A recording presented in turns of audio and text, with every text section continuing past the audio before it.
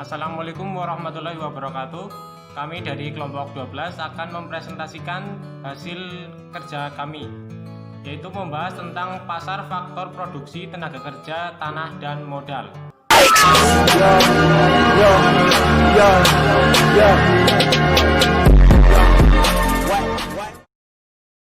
Ya, kita lanjut saja langsung ke pembahasannya.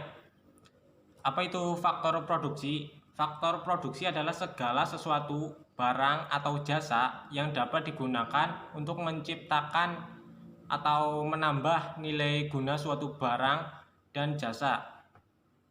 Pengertian sederhananya yaitu segala sesuatu yang dibutuhkan agar kegiatan produksi itu berjalan dengan lancar. Ya, selanjutnya yaitu pasar faktor produksi. Pasar faktor produksi adalah pasar yang menyediakan semua faktor-faktor produksi, antara lain sumber daya alam, sumber daya manusia, modal, dan juga keahlian. Ingat teman-teman, pasar faktor produksi dengan pasar hasil produksi itu berbeda. Selanjutnya akan dijelaskan oleh Dinda Septiani. Saya Dinda Septiani akan menjelaskan tentang macam-macam faktor produksi. Yang pertama ada sumber daya alam atau SDA. Yang dimaksud dengan sumber daya alam adalah segala faktor produksi yang berasal dari kekayaan alam yang dapat digunakan untuk memenuhi kebutuhan. Contohnya itu ada matahari. Matahari bisa digunakan untuk sebagai energi pembangkit listrik. Dan air juga bisa digunakan untuk sumber pembangkit listrik. Dan juga batu bara. Batu bara bisa digunakan untuk sebagai bahan bakar kereta api. Yang kedua ada tenaga kerja.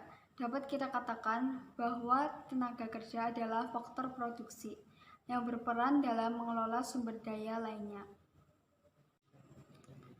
Tenaga kerja dapat kita bagi berdasarkan beberapa golongan, yaitu berdasarkan sifatnya.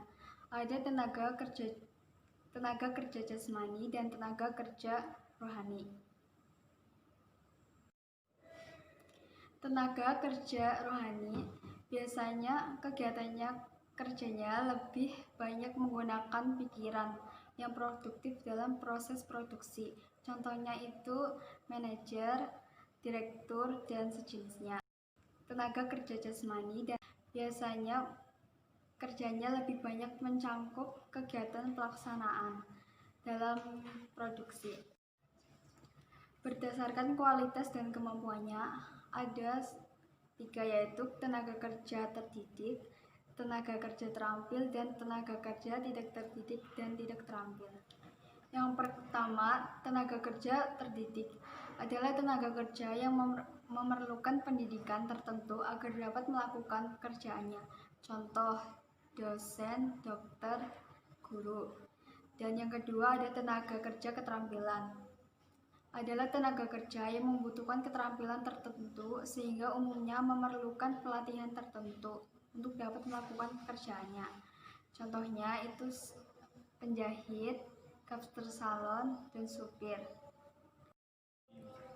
Yang terakhir adalah tenaga kerja tidak terdidik dan tidak terampil. Adalah tenaga kerja yang tidak memerlukan pendidikan ataupun keterampilan khusus untuk bekerja. Contohnya bisa pemulung, tukang koran, pedagang asongan, dan sejenisnya. Materi selanjutnya akan dijelaskan oleh Anis Susilewati. Anis Susilewati akan menjelaskan tentang modal. Modal merupakan faktor produksi yang memiliki peranan dalam mempercepat serta membantu kelancaran. Modal juga dapat dibedakan menjadi beberapa golongan. Yang pertama, berdasarkan sifatnya. 1. Modal tetap. Modal tetap adalah modal yang memiliki sifat tahan lama sehingga dapat digunakan berkali-kali dalam jangka. Kedua adalah modal lancar. Modal lancar adalah modal yang memiliki sifat sekali pakai. Contoh, berdasarkan sumbernya. 1.